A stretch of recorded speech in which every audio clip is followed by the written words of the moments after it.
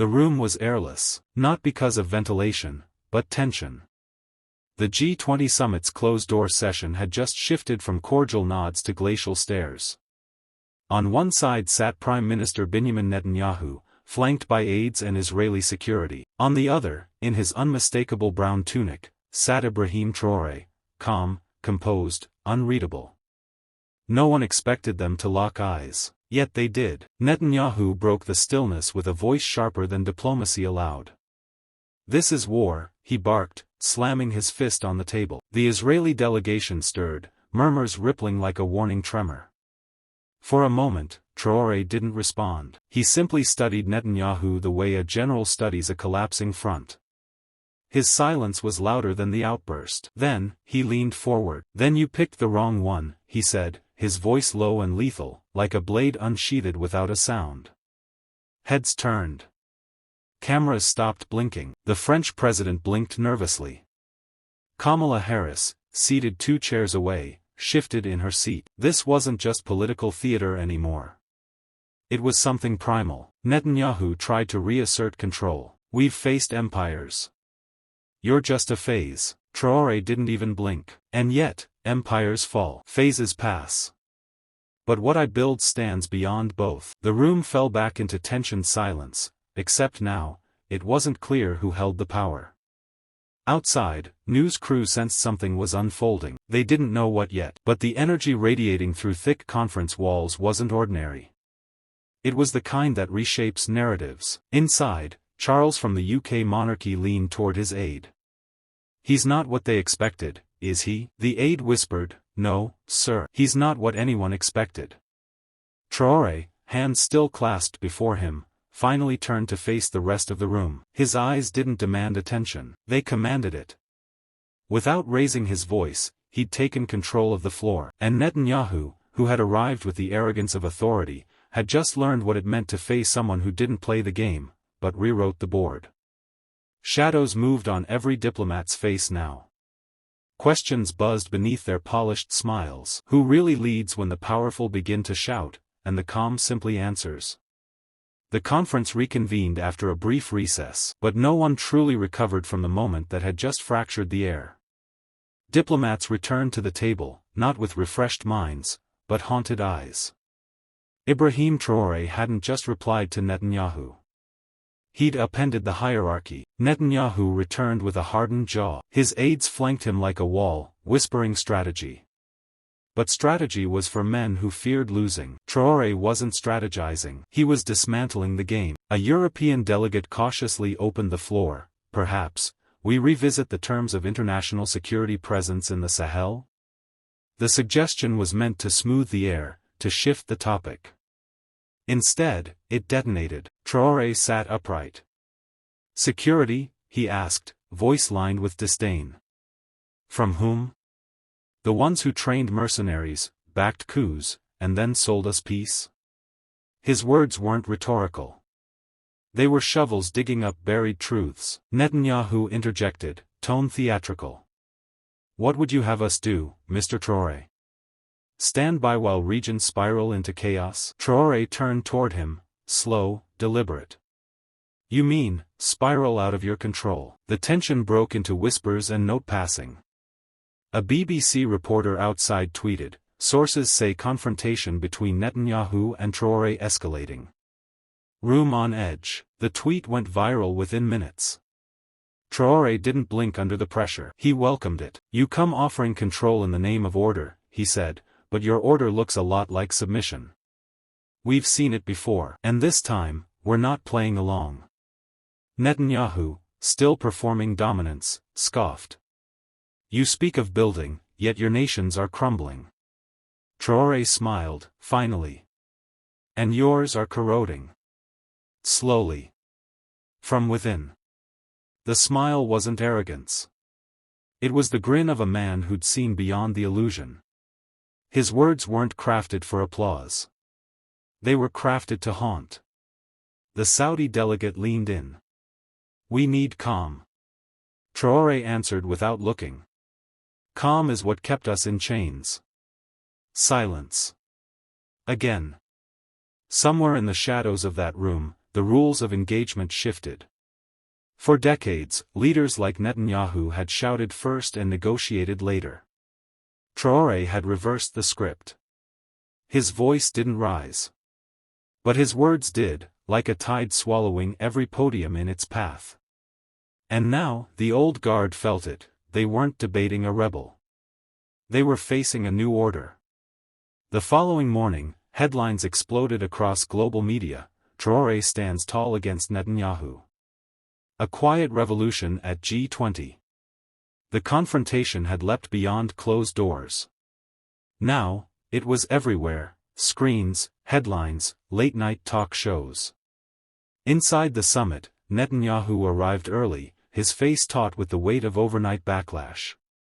He was used to controversy, but not being outshone, especially not by a man half his age, wearing no tie, and carrying no diplomatic filter. Traoré entered minutes later. No entourage. No notes. Just presence. The type of presence that didn't fill a room with noise but with stillness. Netanyahu tried to regain the narrative. He took the floor first. Leadership, he began, requires restraint. Vision. Legacy.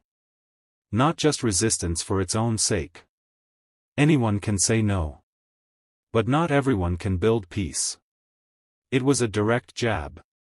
Traoré remained seated, unmoved. But then he stood, slowly, letting silence ride with him to his full height. When he finally spoke, he didn't even face Netanyahu. "I agree," he said, voice calm. "Not everyone can build peace. Especially those who confuse domination with diplomacy." A soft gasp fluttered through the room. Kamala Harris tried to hide her grin. Macron looked down. The Japanese PM scribbled furiously. Then Traoré turned to face Netanyahu. "You speak of legacy," he said. "But what legacy does a lion leave when all the forest remembers are scars?" Netanyahu's fingers clenched on the podium. Traoré walked to the center of the room, not to provoke, but to reframe. "You call us unstable. But it is your stability that needs chaos to justify its presence. Your flags wave over contracts, not compassion. Your alliances are built on interests, not integrity." For a second, even the translators paused, shaken. Netanyahu, now red with restraint, bit his cheek. "You sound noble," he hissed. "But you're just another symbol. And symbols fade." Traoré stepped closer. "Then why are you so afraid of mine?" Silence again. But this silence was different. It wasn't awkward. It was reverent. It was the kind of silence that only follows a blow so honest, it leaves no room for a counterpunch. Outside, news broke like thunder. "Traoré Netanyahu, then why are you afraid?" The world didn't just hear the exchange, they felt the power shift. Inside, Netanyahu sat down. Not out of strategy. But because, for the first time in decades, someone had looked the old world in the eye, and didn't blink. By midday, the summit hall no longer belonged to its original hosts. It belonged to Traoré, without force, without demand. His calm defiance had reshaped the room's gravitational pull. Leaders now whispered before speaking, glanced toward him before reacting. Even Netanyahu's staunchest allies were recalibrating their posture. Traoré hadn't shouted once. And yet, the volume of the summit had shifted entirely. During a roundtable on global stability and shared security, Netanyahu made his move again, this time, colder, more calculated. "If we all walked away from international enforcement," he said, staring straight across the table, "we'd descend into tribalism and fragmentation. Some regions can't afford sovereignty." The jab was veiled in policy language, but everyone knew the target. Traoré picked up his pen. Clicked it once. Then set it down without writing a word. "I didn't walk away from anything," he said softly. "I stood up. That's different." Someone let out an audible, another delegate began to applaud before quickly stopping. Netanyahu wasn't done. And what happens when your standing creates a vacuum? When extremists move in? Traoré smiled, just barely. They were already there. They just wore ties before. The room stiffened. Let's not pretend, Traoré continued, rising again, that chaos arrived when we stopped listening to you. It arrived when we trusted you. The jab didn't go unnoticed by anyone, not the Americans, not the Brits, not even the Gulf bloc. Netanyahu's voice dropped an octave. And what will your people have when you're gone? No infrastructure. No alliances. No economy. Traoré walked toward him, measured, unafraid. They'll have something we were never given under your order, dignity. Then, with his back to Netanyahu but eyes on the cameras now streaming the panel live, he added, you built your kingdoms on need. We're building ours on memory. Memory doesn't fade. It grows. The phrase landed like thunder in marble. Netanyahu leaned back. Jaw locked. He had expected to outwit, outtalk, and outlast. But the man before him didn't seek survival. He demanded sovereignty. And that, more than any army, was what shook the old empires most. The moderator cleared his throat, trying to break the spell. Shall we move to climate agreements? Too late. The summit had already overheated. By the fifth session, the summit no longer looked like diplomacy. It looked like the courtroom of a fallen empire, where the judge refused to wear the robe and the accused kept holding the gavel. Cameras were now fixed on Traoré. Social media was a storm. In Africa, university students held watch parties. In Europe, headlines split between admiration and alarm. But inside that room, Netanyahu had begun to shift. He wasn't trying to convince anyone anymore. Now he was trying to contain something he could no longer name. I remember when these halls meant something, Netanyahu said, gaze sweeping the room. When leaders came here to build, not posture. What you're doing, Mr. Traoré, is dangerous. Traoré didn't flinch. So was Galileo. That stopped Netanyahu cold. You want revolution, he continued. Look at history. Revolution burns everything. Even its heroes. Traoré stood. Calm, precise. You don't fear fire, he said. You fear that it won't stop at your gates this time. A soft gasp from the Argentine delegation. The German chancellor scribbled notes, shaking her head in disbelief. Netanyahu stood too now, refusing to be dwarfed. You pretend to be a builder. But you speak only of tearing down. No, Traoré replied. You just never heard the sound of stones being laid from the other side of the wall. Every line, every phrase, had weight. Not drama. Gravity. Netanyahu, now visibly agitated, gestured broadly. This is nonsense.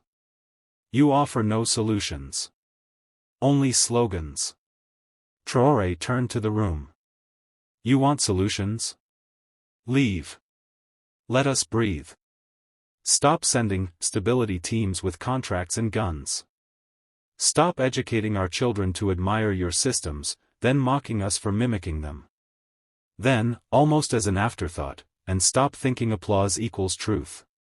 Silence. Netanyahu took a step forward. You sound like every rebel who thought the world owed him something. No, Traoré said, without moving. I sound like every people who finally realized it didn't. The Israeli Prime Minister blinked. Not from exhaustion. From recognition. The crown of global dominance, no matter how polished, had started to rust in real time. Outside the summit hall, the world had stopped treating Traoré like a wild card. He wasn't a curiosity anymore. He was a force, and the old guard knew it. Inside, Netanyahu had retreated into silence. His words, once thunderous, now sounded like echoes from an era losing grip. But silence, when tactical, is just a new kind of strike, and Netanyahu wasn't finished. At the closed door, Global Defense panel, he waited until Traoré was seated before speaking. I once spoke with Mandela, Netanyahu began. He understood patience. Diplomacy. Time. The name landed like a trap. Traoré tilted his head. Did you also listen to him? Or just quote him? Netanyahu exhaled slowly. You mistake confrontation for courage. And you mistake comfort for wisdom, Traoré answered, without blinking. This time, there was no murmur. Only a strange electricity, tense, magnetic. Netanyahu leaned in. You think the world will follow you because you speak sharply. But leadership is more than words. Traoré didn't rise. He didn't need to. That's why I didn't wait for the world to follow. The table fell into uneasy stillness. You fear I am trying to replace you, Traoré said softly. But I'm not. I'm trying to forget you. That line hit harder than anything before. It wasn't rebellion, it was erasure. Netanyahu stiffened. You think this is about history? It's about power. Traoré's eyes narrowed slightly. Power built on theft isn't power. It's fraud with a longer fuse. The panel moderator tried to intervene. Let's stay on track, military strategies and multilateral cooperation. But the room wasn't listening. Traoré leaned forward. You can't colonize memory. You can't bomb dignity. You can't sanction self-worth. And that's why we win. Not with armies. But with refusal. A UN advisor whispered under her breath, this is no longer a summit. She was right. It was something older. Something raw. The confrontation had outgrown its suits and microphones.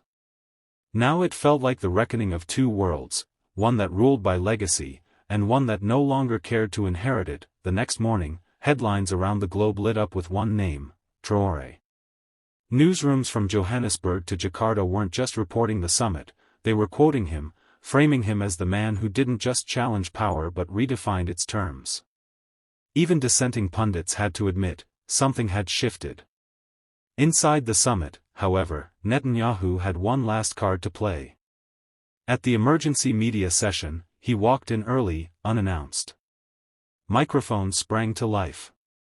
Cameras refocused. And as he stood behind the podium, the room tensed. No matter how loud a storm rages, Netanyahu began, it still answers to gravity. Real leadership doesn't shout into cameras, it builds institutions, secures alliances, wins wars. The words landed sharp. Controlled. The veteran of geopolitical chess was setting the board for one final move. Then Traoré entered. He didn't walk to the mic. He walked to Netanyahu. Face to face, no podium between them. I don't shout, Traoré said quietly, almost intimately. I speak so the unheard know they're not alone. Netanyahu didn't blink. And when they need more than words? What then? They don't need words, Traoré replied. They need to stop bleeding for yours. Gasps. Audible. A reporter whispered, did he just? Yes. He did. Traoré turned to the cameras now. For too long, this stage was a throne, he said. But thrones are built on silence and walls. He raised a single hand, not clenched, not pointed. Open. We bring no walls. Only mirrors. The press surged forward. Questions flew. But Traoré had said what he came to say. He stepped down, calmly, leaving Netanyahu surrounded by sound, but no spotlight. The old order had spoken like kings. But today, the world listened to a builder. The summit was nearly over, but the tension had only sharpened. What began as policy discussions had unraveled into something primal, one man defending a legacy, the other dragging it into the light. Netanyahu stood alone at a press roundtable that afternoon, a map of the Sahel projected behind him. "We've invested billions in security infrastructure," he declared, tapping the map.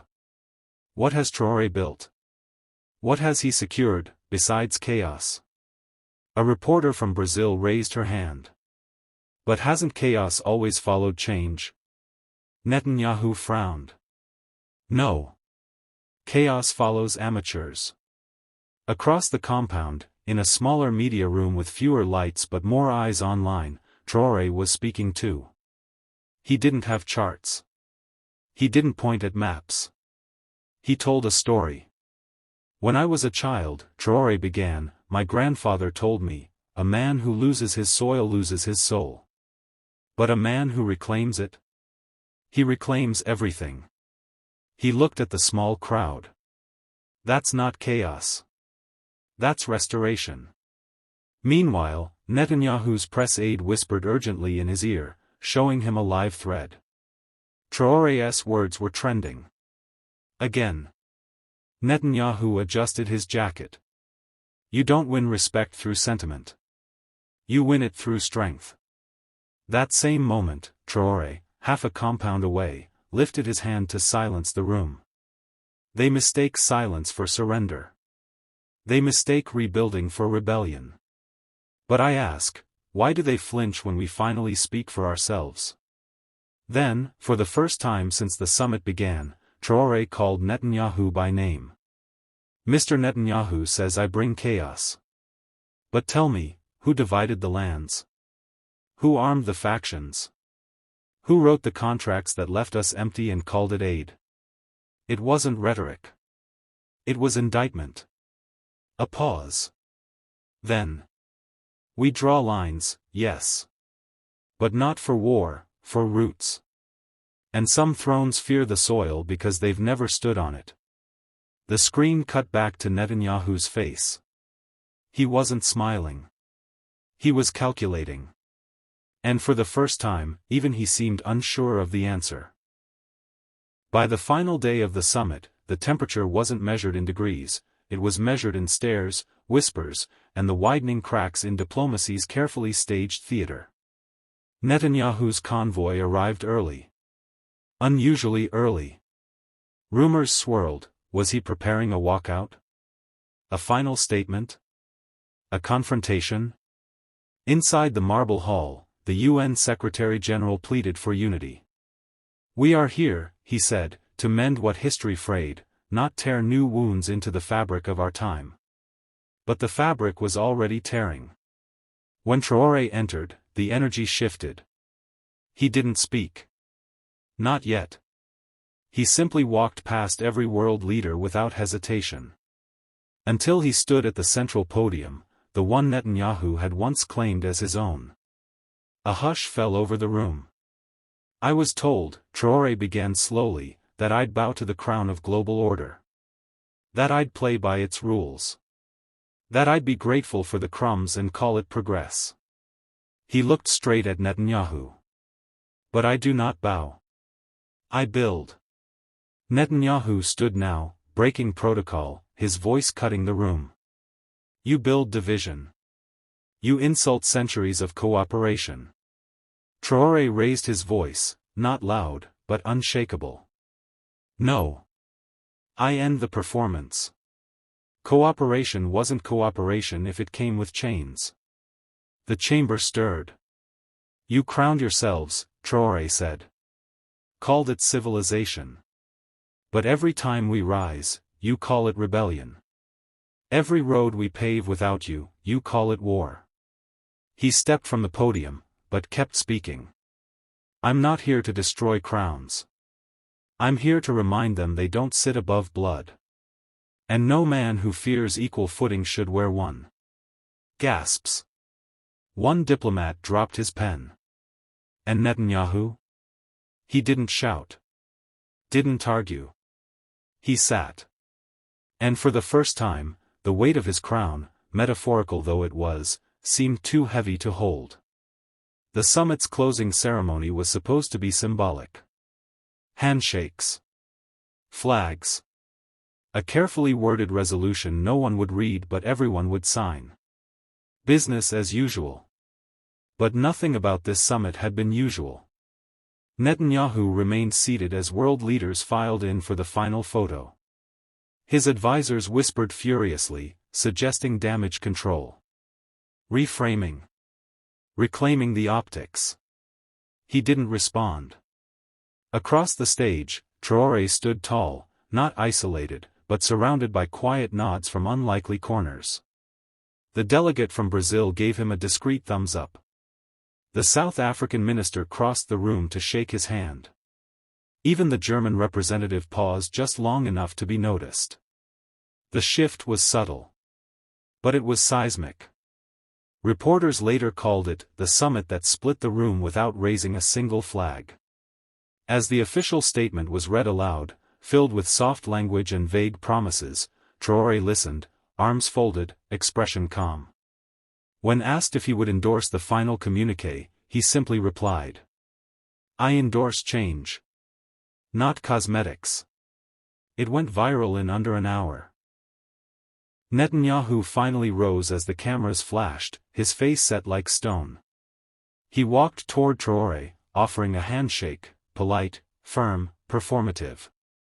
Traoré accepted it, but held Netanyahu's gaze. "I don't need your seat," he said, low enough for only Netanyahu to hear. "I brought my own table." And he let go. As the crowd applauded, not for words but for moments, the cameras caught something rare. Netanyahu adjusting his cufflink, and not speaking. Traoré walking away, not triumphant, not arrogant, but steady. As if he knew the ground beneath him had changed. Not because he claimed it. But because he earned it. And somewhere in the echo of it all, an old order realized. They hadn't lost the argument. They'd lost the audience. Narrated in a steady, reflective tone. Background, slow cinematic music, distant echoes of the summit room fading out. Narrator, VO. They expected him to kneel. To fold into the old order. To bow before crowns forged in another age. But Traoré didn't kneel. He didn't shout. He didn't even flinch. He built. With every word, he reminded the world. That sovereignty isn't gifted. It's claimed. That silence isn't consent. It's strategy. And when the world finally listened, it wasn't because he raised his voice. It's because he refused to lower his gaze. This wasn't just a summit. It was a turning point. And in that room of rulers and relics, it wasn't the throne that shook. It was the illusion of who should sit on it. Some lead for applause. Others lead without it. Traoré? He leads by building what they said could never stand.